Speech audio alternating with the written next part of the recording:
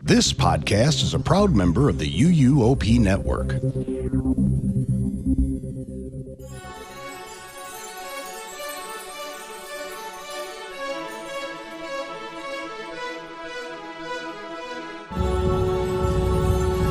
This is episode 716 of the unofficial Universal Orlando podcast for May 27th, 2026.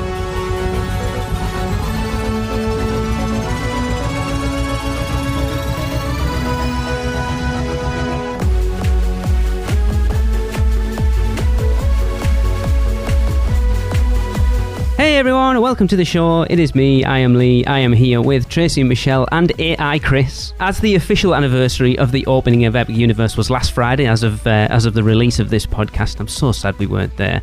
I know. The anniversary day merch stuff that came out looks amazing. We have bankrupted ourselves mentally. Yep. I'm sure we'll talk about that more in the future, but of course we need to wrap up our rating of each world, and we are going to do this on the final one, and it will be no different from the ones we've already done. We will be rating this world on the 4 different areas, which are... Right. Shows and live entertainment, which includes meet and greets and walk-around characters, food and drink. And ambience, which is everything else. Theming, music, details, lighting, and nighttime and daytime atmosphere. Now remind me, did we put the power-up bands in as part of live entertainment? You're asking me to remember something. I'm sure we did. So we're classing the ones as part of live entertainment. Well, I guess you are doing it live. So. I It's think in the did. moment. And again, to clarify, we will be rating each area out of 10, and the final world we will be looking at is the Wizarding world of Harry Potter, Ministry of Magic, and we will start with rides. Michelle, will you like to start us off, please? Yes, but disclaimer, I'm going to kick your ass on this episode already, I can tell, because we're talking about my baby, the Wizarding World of Harry Potter, and I know you're going to be mean. I'm not going to be mean, I am going to be honest. Oh, that's even worse. Because I don't know, anyway, I've alluded to my feelings towards this world recently, so if you haven't picked up on that, you might be surprised. Okay. All right. Maybe some ass kicking will be happening, maybe some may not, so we'll see. All right. So, Wizarding World of Harry Potter, Ministry of Magic. We've got the Battle of the Ministry, and that's it. Ta-da! Yep. For now. Mm-hmm. So, Battle of the Ministry. It's an amazing technical feat. I will put it that way. There's some pretty amazing aspects to it with rides that we're also talking about, like the queue and everything there, right? I guess. I don't know. Are we going from the second year step? I don't. Into why are we adding extra things in? Well, no, because is it like going through the? We're talking about the ambience? ride. I guess we're talking about the ride. Yeah, I guess that's ambience. I guess we're talking about the ride itself, So from the minute you board that vehicle till the minute you get off. Okay. So not the queue line or No. anything. Okay. All right. Well, the ride has its flaws, but like the freaking animatronics in there, the Death Eater animatronics are amazing. The animatronics, I think, are probably my favorite aspect of this whole ride. It's a cool concept, but it didn't quite hit the mark for me completely, which is surprising because of how much of a Harry Potter fan I am. This is not my favorite. Like, I really don't even feel like I need to ride this every time I go to Epic. It's not a priority for me. So let me just ask you a question. Is that because of the ride, or because of the amount of time you would have to wait? I guess you're not, the wait time's irrelevant, isn't it, for you? It's because of the ride. I've never had to wait more than an hour for this one because I usually have Audrey with me who has the disability pass. It's just because the ride vehicles are so large, I think. It doesn't translate to the storyline very well for me. Like, we're supposed to be, if anybody has seen these movies with these magical elevators, they're small. They're small elevators, and even on the screen in front of us, with another elevator in front of us, it clearly only maybe 3 or 4 people can fit in that elevator. Yet we've got how many in ours? 16, is it? At least. It's huge, and so therefore, because of the size of it, it doesn't feel like a very thrilling ride. It's just so like large and moves like a large vehicle. It just, I don't know if that's technically true as to why it's not as thrilling, or they couldn't make it move a little bit more. I'm not sure. I'm going to guess that. But that does not translate to me. It's a big flaw in the storyline that we're in this huge ass elevator and the elevators are supposed to be really tiny. And there's also some like really awful projection facials and stuff on some of the animatronics that are just weird. But that's the problem of it with me is our ride vehicle. That being said, it's still an amazing ride. Like, it's still very technologically advanced and incredible in its own right. So I'll give it an 8. Whoa. Yeah. Okay. Tracy? Yeah, can't disagree with anything that Michelle has been saying. One thing I did realise while I was listening to Michelle and thinking was here, and I've complained myself, I hear a lot about if you're in the back row in the ride, you lose some of your view because of the walls. Yes, but that's what it's like in an actual elevator. So it's just like dawned on me that it's actually quite true to life. And I have been in an elevator that size. It was an industrial one, but I've been in one that size. Okay. So inside the Ministry of Magic.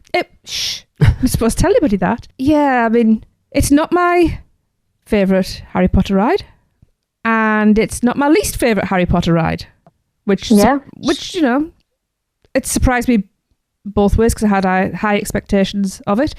There are parts of this ride that I absolutely love. The Rumpund. It's fantastic. Yes. And when you've got the animatronic as well, I love that. Like you say, Michelle, the Death Eater animatronics. I mean, I know we keep saying it, but the first time we saw them, we were like, they're people. Oh my God, they've got people in here. I was like, I can't believe they have live actors in this ride. Yep, that's what I said. I never thought I would ever see animatronics that are so fluid. They are phenomenal. But like you say, then you've got things like projections that they're more than iffy. They're just like, have the people who did it seen those actors before? Because it's like Ron Weasley from Temu. And there are times when the story isn't cohesive. It is, but it isn't. It's kind of like flung together. It feels like it's been done in a hurry. Yeah. And I do wish they'd taken... I wish it was a few scenes longer, to be honest, because I think it would give them the space to make it cohesive, because it is beautiful. It really is. Yeah. I do wish it had a Tower of Terror drop, because it's that kind of vehicle. Yes. But we're not getting that, sadly. I don't know. Apparently it's become more. I saw something recently online that someone said that they have added some more thrilling element to it, because apparently initially we were supposed to have a drop and it was causing havoc with the sensors and stuff, which is why they took it out. I'm not surprised with the size of those ride vehicles. So I don't know whether that element will come back eventually or not. I don't know, but I did see someone say the ride profile has changed since that opening couple of months. That's to be expected, though. There's always going to be tweaks and things in the first months and couple of years, I would say. This is a difficult one to give a score to. It is, because it's like not my cup of tea, but it's still an amazing ride. Yeah. But you've also got to consider that we're talking about the rides in a world and there's only one. Yes. I will definitely ride this ride again, but will I stand and wait for it for hours? Absolutely not. I have a limit on what I would wait. We talked about it, funnily enough, last night watching one of the vlogs, didn't we? Which is where I'm just buffering while I'm working out my score. So if I think about what I would score the others, I think, like I say, it's not the worst ride, but it's not the best ride. And there's a lot wrong with it, but there's a lot that's amazing with it. I'm going with a 6 for it. Okay. It's time to pass it over to AI Chris. I'm giving rides a 7. I love Battle at the Ministry. Yes, there are similarities to other rides, but I think it's a great one and the grandness of it really shows. Probably the best queue I've ever been in. The reason for my score is because I'm ranking a world, not a ride. While it's a great ride, it's the only one in that world, for now, and because of that, it dropped the score down a bit. There you go. Okay.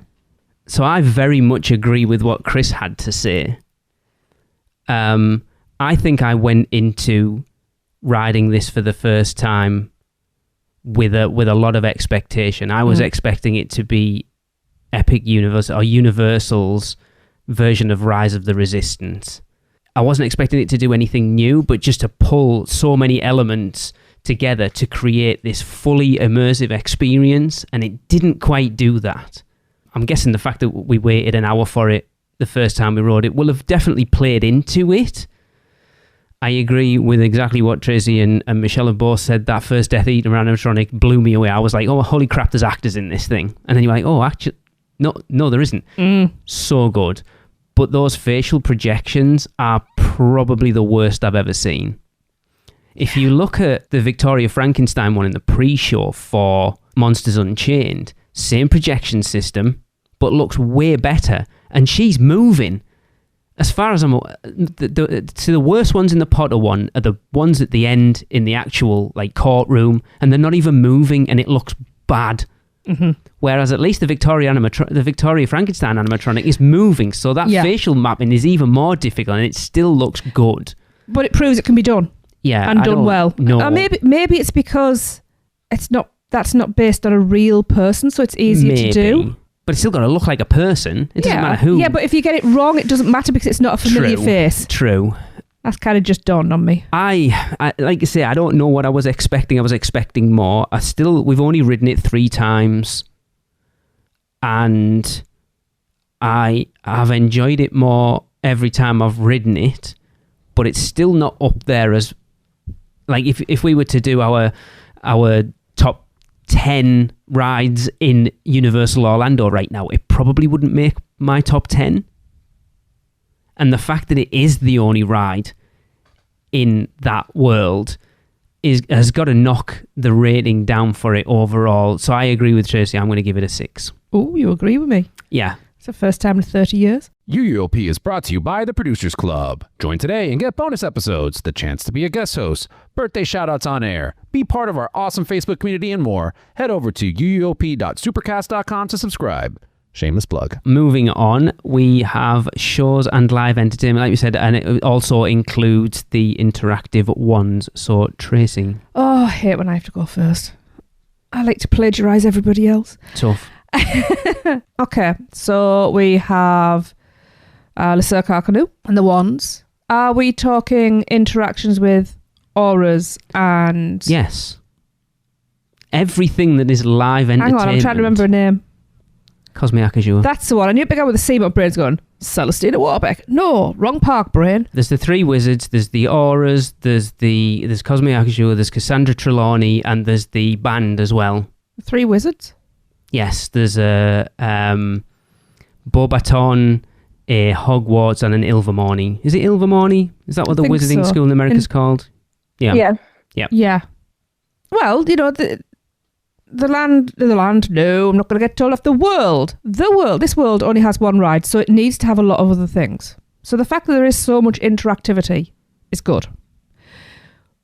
We have partaken in some really excellent parts of said interaction, namely the auras, or a particular aura, and Cosme, because she's fantastic.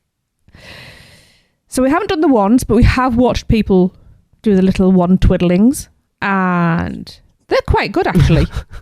Not tickle you there, Michelle. Who doesn't like to twiddle a wand every now and again? I do. I love sitting around and watching people twiddle their wands. In Wizarding Paris. Yeah, there are some of my favourite interactive wand scenes here. I bet you can't guess which one's my favourite. The Niffler. The Niffler, because that's my wish for Christmas is I want my own Niffler.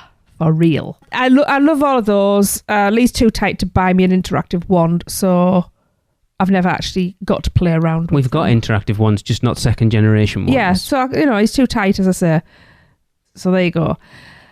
They're always fun. The face-to-face interactions that we've had, like I say, have been phenomenal. Like, absolute. We'll say stellar because, the theme of the entire park. Then, Le Cirque Arcanu. I bleeping adore this show. It's just... Me too. It's so beautiful. Everything from... like the pre-show with all like the actual circus performers, I love that. Especially the bubble person, the bubbler. I don't know what they're called. The bubble artist. I love that, and I love seeing people going, "How is the smoke and the bubbles?" And it's just, it's magical. And then the show. I mean, some people think it's got a weak storyline. It's just, it's just something that's easy to step into. You, whether you're aware of what's going on, like what Fantastic Beasts, if you're aware of that story or not, you can fall into this one, which is good. It's accessible. The pre-show is amazing. My favourite part, I mean, apart from mooncalves, because who doesn't love a mooncalf? Yeah. Lee will tell you every time, not many people are really excited for the end of a show, but that is my favourite part when what's it called? Kelpie. The Kelpie, thank you. I was going to say it's a Scottish thing. Yeah, when the Kelpie draws the curtain round. I just think that is such a great use of introducing another massive beautiful creature and ending the show.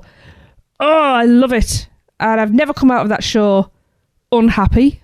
I've always come out going, I want to go back in. I want to buy all the creatures.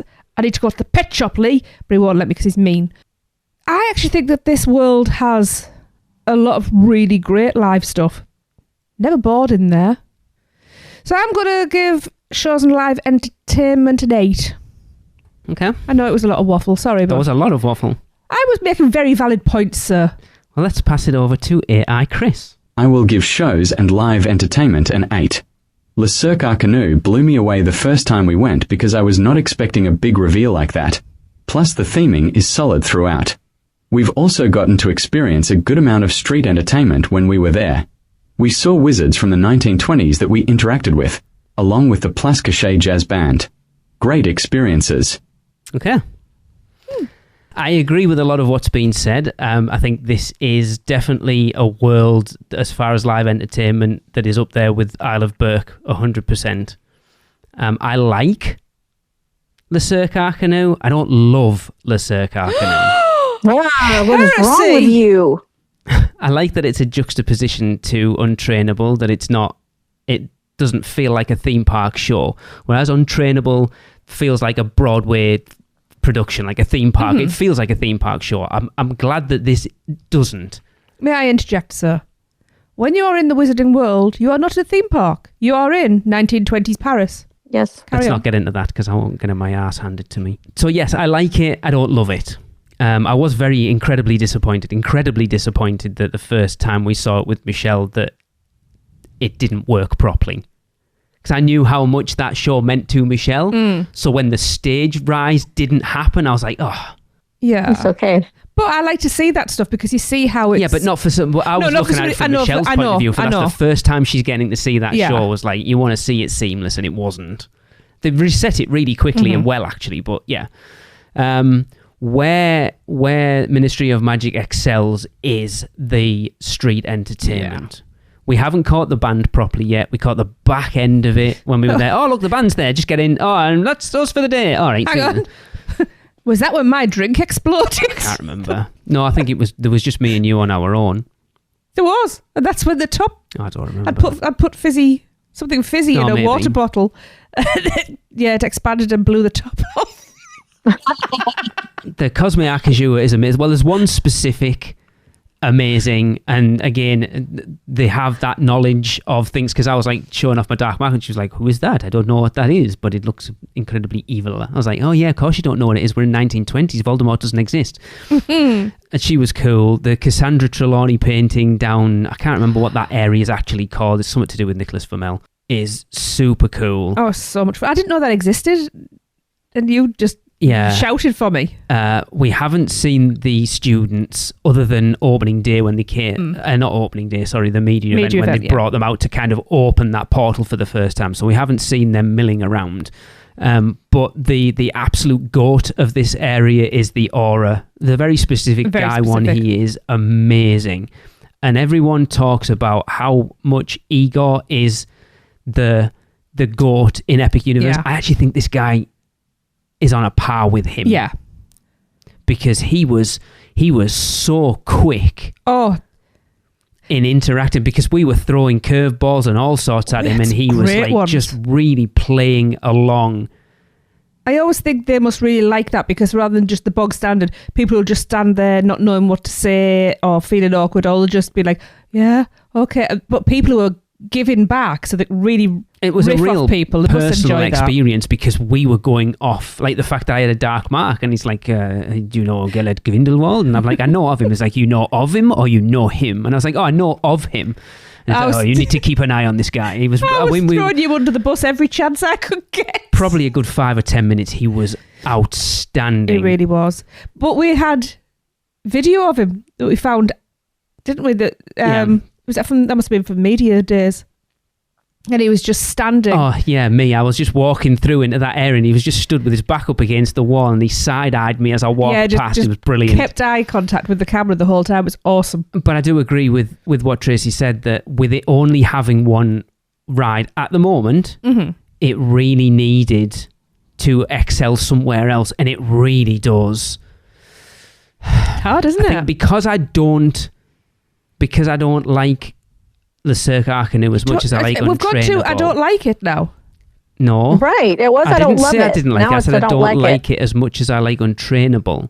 I'm going to give it an 8. Michelle. Damn, y'all are not nice. An 8 is a bloody big score, to be fair.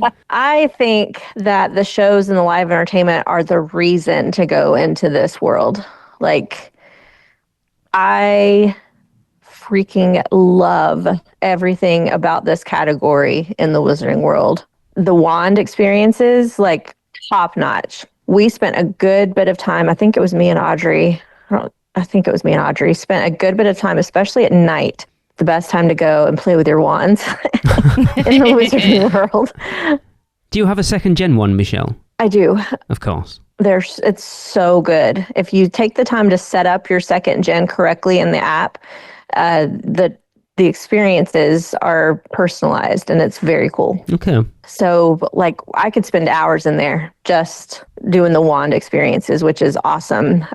Like you have all said, the character interactions are perfect. Those actresses and actors are spot on. And I've had lots of interactions with them. It's very cool. Yeah, it's everything we talked about we wanted for Hogsmeade and Diagon Alley that they didn't do. Mm-hmm. Yep. It's so good.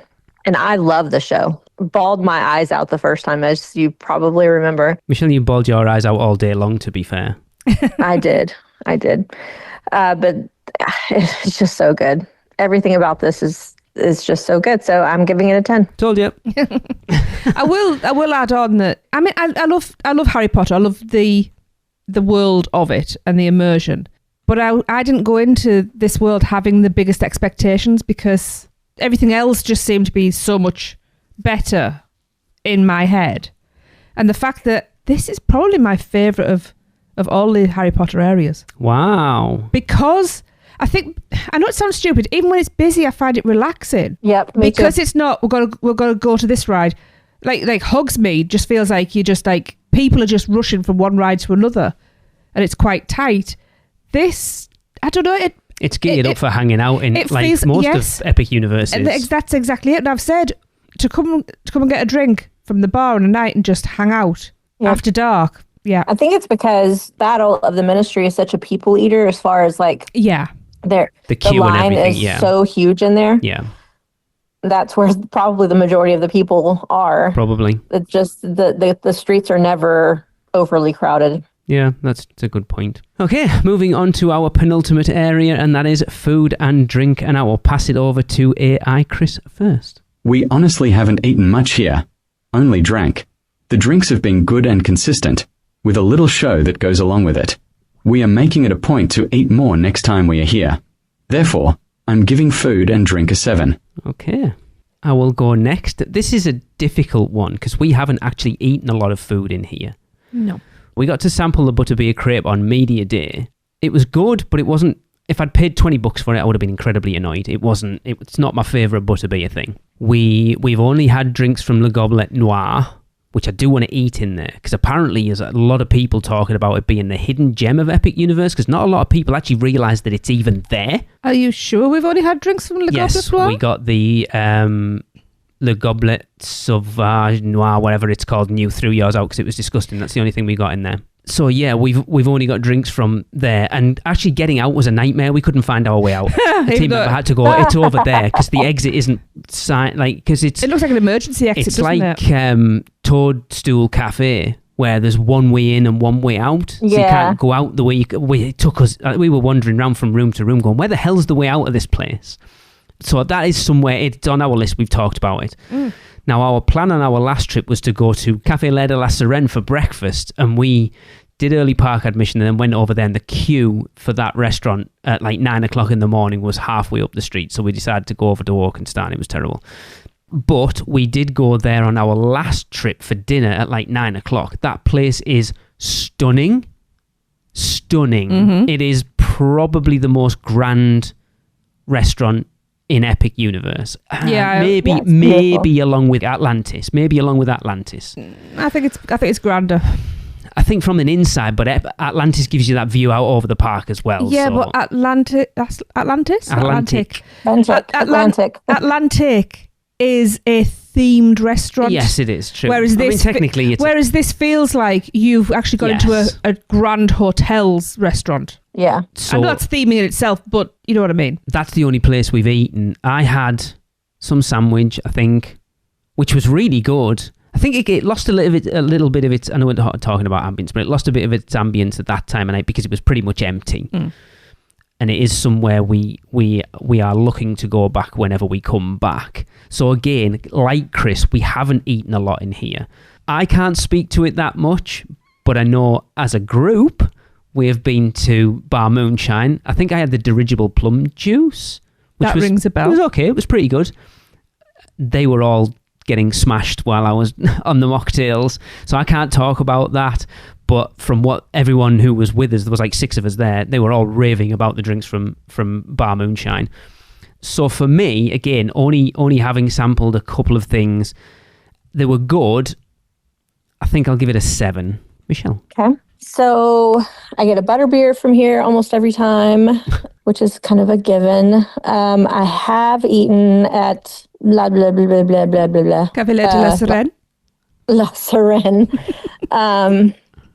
A couple of times, actually. I've gone in there and just gotten, there's some kind of pear juice thing that is so good. Yes. I've had the Crip, which is so good, but not worth $20. No, it really isn't. It's the most expensive thing on the menu. Yeah. And we actually even got one of the kids' cheeseburgers as well, and that was good. Everything on the menu actually here looks really good, and I'm excited to try it all. As people were like getting their food at the tables next to us, Audrey and I were like, I wish I'd ordered that. What is that one? It all looks very good and high end. It doesn't look like theme park, mass produced food. And I love like that you can sit out on the little terrace and kind of people watch while you eat. That's really nice. I have not eaten at Le Goblet Noir nor tried any of the drinks, but I want to. It all looks good. So it's difficult, isn't it? Because we all haven't really sampled an awful lot. It is, but in this category, I'm also considering just general overall availability, like what there is to try. And the fact that I could do breakfast, lunch, and dinner all here, I can grab drinks to go. I can sit in a nice area for a while and have drinks and relax. I think it's got good options, good wide variety of options. So I'm going to give food and drink an 8. Oh, okay. I think you just give it an extra point because you're a Potter fan. Tracy? Yes. Yeah, so like you've said, we haven't eaten there a lot. Some of us have drank there a little. Yeah. What was it called? The goblet noir. Le goblet. Le goblet noir.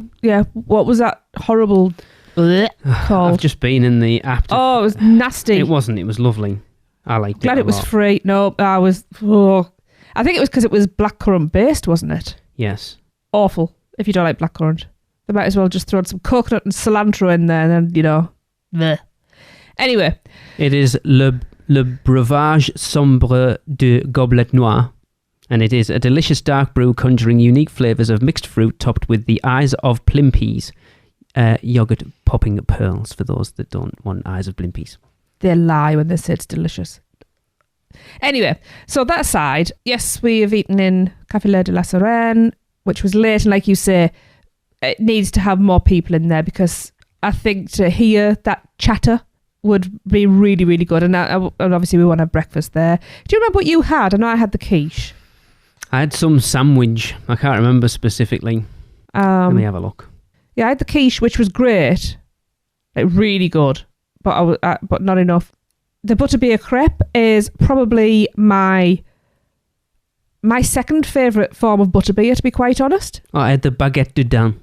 Oh, no, I need to have that because I believe you can get that as a salad rather than without the bread, which is something I'm going to have to start doing, unfortunately. Sliced cracked black pepper turkey, apples, brie, arugula, and topped with mustard butter and apple butter, served in a warm, crusty baguette. Yum. And it was very nice. Yes. The crepe. Now, Lee was not keen at all. And I was surprised. Because I was bland. I was expected to be... Well, a lot of people have said it's really, really sweet. And I don't like really sweet stuff, but I really like this. Which, as I say, I found quite surprising. Because I don't particularly... Well, I think I just don't like butterbeer as a liquid. Butterbeer soft serve is top tier. And there are other things now I need to try. But anyway, I digress. Bar Moonshine is my most visited place. And that was in one day. Yeah. Everyone's like, you've got to have... I had it and it's fallen out of my head. The Lobe Blaster.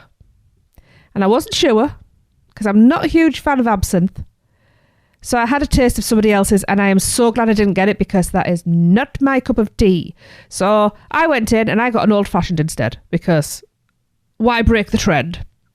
And it was an excellent old-fashioned. And there you go. We were there, and our friend John was like, oh, I need to get another one. Would you like another one? And I'm like, I've still got this one. And he said, I'm not saying that. You want another one? So we went in. And because I still had a drink in my hand, the barkeep, I'm going to call him a barkeep because it's fitting for the era, he wouldn't serve me another drink. He couldn't. No, he didn't. I'm not serving you. He said I can't because you... Yeah.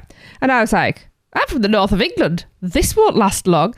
Which is when he turned round and he said, where are you from? And then named a town that is, 20 minutes away from us? Yeah. Well, maybe half an hour. Yeah, and I was like, wait, what? And it wasn't even like a major area.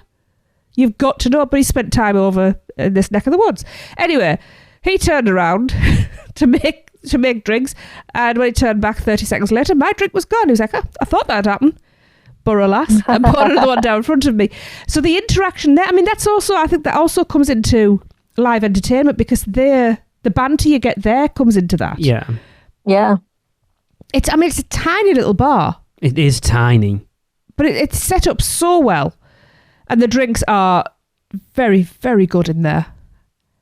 And I was more than a little tipsy by the end of our session, which was awesome.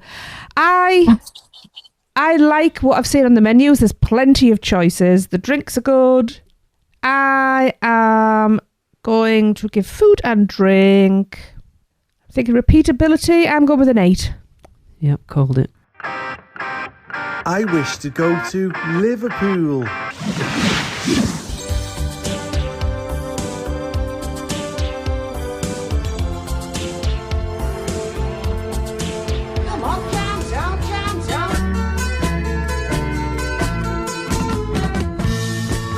Where can our vacation wizards take you? Just tap the port key at portkeyvacations.com and let the magic begin. All right, that means we are moving on to our final rating thing, and that is ambience. Yes, Andy, I know what it means. Andy was calling somebody out in the Producers Club. I don't know who, but he posted the Google AI overview of what the word ambience means. And I was like, I know what that means, Andy. He went, I know you know what it means, so I don't know who he was having a pop at. But apparently someone doesn't know what the word ambience means. So anyway, we basically... It's probably me. To be fair, we actually took the word on to mean a lot of things, not just... Hang on. Us three took the word on from what you told us we were... Yes. So it's all your fault. So it's basically, it covers everything else. Theming to just the general feel, the music, the shops, just everything else that doesn't fall under the bracket of rides, shows and live entertainment and food and drink. And so the first time that we spent time, we did spend time in Place Cachée, I wasn't blown away by it. It's cool. It looks awesome. Like, but it doesn't. I don't know. It didn't feel very wizardy to me. Like, you walk into Hogsmeade and it feels like Hogsmeade from the movies, and you walk into Diagon Alley and it feels like Diagon Alley. And I think the thing is that, as far as the Fantastic Beasts movies go, I like the first one. The second one's okay, and I think the third one's trash. Mm-hmm. So I haven't watched the second one a lot, which is obviously where this comes from. Yeah. The beginning of that second movie. So I don't have a connection to it. So the first time I walked in, I was like, oh, it's all right, it's cool. We wandered around, we did the rides and show and what have you. We only got about 3 hours in there, and we've been in a couple of times since then. It was that last trip when we were with John and Becky and Grace and Bree, and we spent quite a bit of time in during the day, but then it was when we went back at night, and it was, I don't know whether you've experienced, I think you've talked about it before, Michelle, of going in after dark, where it seems to really drop out crowd-wise. Like, we came out of Café L'air de la Sirène and there was barely anybody in that world. Yeah, and I don't know why, because it's the best time to be in that world. I agree. I think this is the world that, you know, we've rated all of these so far. I think this is the one where that transition from daytime to nighttime is probably the biggest difference. It is... Well, dark universe. Maybe. This just feels like a completely different world at night, and it really shines. Like, the way they've got the spotlight on the big phoenix at the entrance arches, it just it comes to life after dark. It's stunning. And it was that one day of going in during the day and like milling around and having drinks at Bar Moonshine, and just wandering around and experiencing that world, and then interacting with the aura, and then coming back later on after dark and having time to enjoy Café L'air de la Sirène, and then just wander around and take in the ambience of that world. It jumped up several spots of like, do you know what? That's one of my favourite worlds now. Yep. The shops, there isn't many actually. Is there a Cosmic Acajou for wands? I think isn't there a sweet shop? Yeah, the corner there's the, I can't think what's called. Yeah, there's the wand shop. There's I'm sure there's a candy sweet, shop. Yeah, there's a candy shop. Is there an exit? Yes. Store? Yes. I don't remember it. It's got all the Flu Network stuff in it and the horror stuff. I don't remember it. There's one on the corner next to La Sirène. Also at the exit is the cart with the moon calves are in it. You got the cart outside Obviously, as well. I haven't paid attention, but that's good because then it blends in. It doesn't feel like the ramming stores down your throat, which plays into the overall ambience and theming of it. It as much as Burke does, it feels like a real place, and I think that, I mean, to be fair, other than Super Nintendo World, they all kind of feel like real places. Yep. But I don't know. I think it's because I was so kind of the first few times to then like I can actually see what this is now. I think I'm going to give it an 8. Wow. Michelle, just give it a 10 now and move on. Yeah, the ambiance here, daytime and nighttime, is just awesome. Like I love how they imagined this Place Cachée to be from the top to the bottom. I love all of it. It's so good. Yeah, I'll give it a 10. I can't think of anything wrong with anything in this category. I can't think of one negative. It's quite small. For now. I don't find that to be a negative. Tracy. Well, like we said, this world comes to life later on. I honestly think that if you go late afternoon and then let the sun go down and just enjoy it all, then that's the right time to go. Just before golden hour and then in. It's such a pretty world, even though I'm not particularly a fan of Paris itself. I like the little touches, like the handbills that are pasted up everywhere. And some of those are hilarious. And if you take your time to look at the little signs and things, there's some really great gags in there.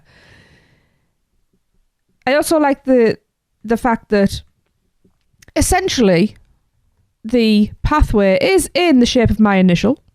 Yeah. So obviously this is meant for me. But like you say, like when the lights go, when the sun goes down, the lights come up, it just transforms. And what I did notice was when the sun's up and there's a lot of people in there, it's loud. But when the sun goes down, people tend to quieten down in there as well, which is a really weird phenomenon. Yeah. And I mean, I know that there are less people in there, but people aren't yelling as much. They're quite hushed in the tones, and there's obviously that's some sort of magic that they're casting over everybody. But I like how the up above the advertising hoardings, the way they're lit up, they're completely different day and night, and it's just such a great atmosphere. Yeah. And when you've had like a hectic day in the park... I thought she was going to say, when you've had a few drinks, even more so. Yeah. But when you've had a hectic day in the park, it's the ideal place to go and just wind down a little. Yeah. And it is a place that I want to linger in there. And, you're on a time crunch, you've paid enough to be in those parks, but I want to just waste time in there. It's funny, isn't it? I think we've talked about all of these worlds, other than maybe Super Nintendo World, they're all worlds that you could quite comfortably just hang out in and not necessarily ride anything. Just grab some drinks, some snacks, and just chill out and enjoy being in there.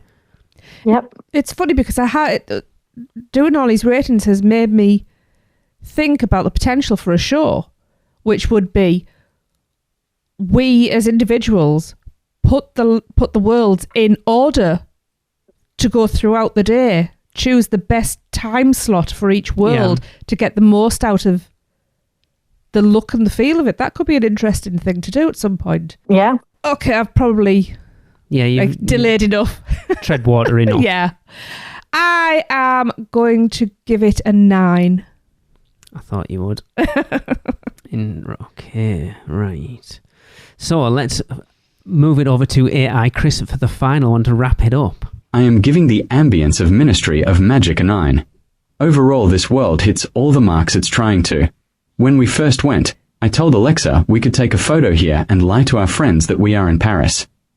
Even though there isn't a whole lot to do in this world, I love walking through it. There you go. Yep. Okay, so that gives the Wizarding World of Harry Potter Ministry of Magic a total rating of 127 out of 160.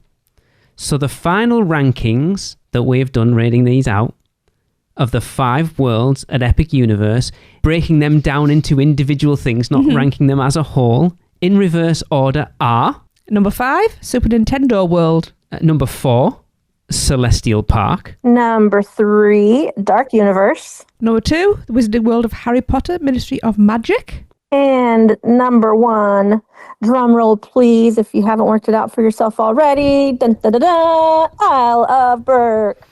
Bow, bow, bow. I think that's the correct number 1. Interesting. Yes, I think that's the correct number 1. I did expect Ministry to be below Dark Universe now rankings, though. That's very interesting. So, Super Nintendo World, Celestial Park, Dark Universe, Ministry of Magic, Isle of Berk. It's interesting. To put Super Nintendo World last is strange, isn't it? It is, because none of them are bad by any stretch of the imagination. But obviously, things had to come somewhere. It's crazy. And I mean, to give you an idea of so Super Nintendo World had 100, Celestial Park had 111, Dark Universe was 116, Ministry of Magic 127, and Isle of Berk 30. So it's like 30 points 30 between. Points separating Super Nintendo World and Isle of Berk. Which isn't a lot. No. Okay. But maybe, I don't know, maybe we've got more enthused as we've moved along. Again, we've watched a lot of vlogs over the last couple of days with it being the anniversary and realised that for all we've spent a lot of time in there compared to most people, we haven't spent a lot of time in there. No, not yet. There's so much we still haven't got to experience. I can tell you now, our ratings will be completely different in another year's time, and then in 5 years' time, when everything's bedded in, and we've got more rides and stuff in there as well. Yeah. Yeah. Well, that's what I was going to say. Is I personally, if I were ranking all these in comparison, I wouldn't put Isle of Berk first. Really? But that's the purpose of this type of ranking system. Why, However, it makes sense in this type of ranking system that Isle of Berk is first. Yeah. Because that is the only complete land at Epic at the moment. Yeah. So therefore, it is the most well-rounded. Yes. Which makes sense as to why it would be top in this sort of system. Yeah, it really does. But okay. Well, that is going to wrap up another episode. Happy birthday, Epic Universe. We love you. Birthday! Happy We should have lots of birthday. cake! We should have done it, shouldn't we? Don't forget to send in your recordings of you trying the 3 cones at Epic Universe's Isle of Burke for this year's segment, Which Cone Makes You Moan? Rate each one out of 5 and send those recordings to us at podcast@uuopodcast.com, and we'll be back next week to catch up on the news. See ya. That's the end of another Stella episode of UUOP. Use the Flu Network to give you access to us on Facebook, Instagram, X, YouTube, TikTok, and Pinterest. Just search UUO Podcast. And check out our blog at uuopodcast.com for everything else. Send your owls to us at podcast@uuopodcast.com. And if you want to join the Producers Club, jump down the warp pipe at uuop.supercast.com. It's alive on Apple Podcasts, Spotify, and everywhere else that podcasts are found. So please subscribe, rate, and review wherever you can. Dragons aren't the only way to get around. Email Michelle at portkeyvacations.com. She can take care of all aspects of your next Universal Orlando vacation. Listen to them, the children of the night, the children of the UUOP network. Rush of Fear Halloween Horror Nights podcast, the theme park duo for all your West Coast news and info. The Taste of Universal, Universal Orlando Food Podcast. Portkey Passport, an adult-centric Disney podcast. The unofficial Universal Great Britain podcast. Big Dumb Stuff, our comedy, pop culture, and themed entertainment podcast. Theme Park Throwdown, a weekly battle between your favorite theme parks, and the Fudge Factor YouTube channel, helping you plan your best Universal Orlando vacation. Make sure to subscribe and come back next week, because in the end, it turns out all we needed was a little more of this.